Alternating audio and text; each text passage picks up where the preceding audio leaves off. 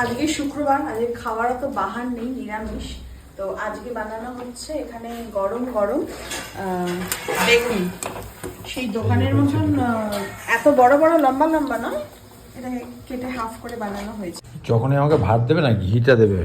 ঘি কিন্তু আমার কম্পালসারি করে দিলাম। আর তোকে কি আমি কি বলেছি, তোর উপর মাথায় না আমার গরম হয়ে গেছে। শনি নাচছে, কালকে শনিবার। কথা কম হ্যাঁ। বলবি। কালকে বেশ গলা ব্যাস। ঠান্ডা পড়েছে, ব্যাস। আর তোকে আমি বারবার বলছি ওটা না মুখে মাখা বন্ধ কর। তো শেষ আর নেই।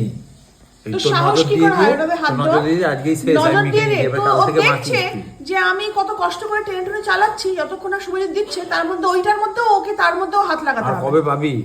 অনেকদিন হয়ে গেছে। তুই হাত দিবি নিয়ে না, আয় গিয়ে যা। তুই হাত দিবি না, আমি তোকে বারবার বলেছি তুই তুই যা হাত বাড়ি দিবি না। থেকে গিয়ে নিয়ে আয়।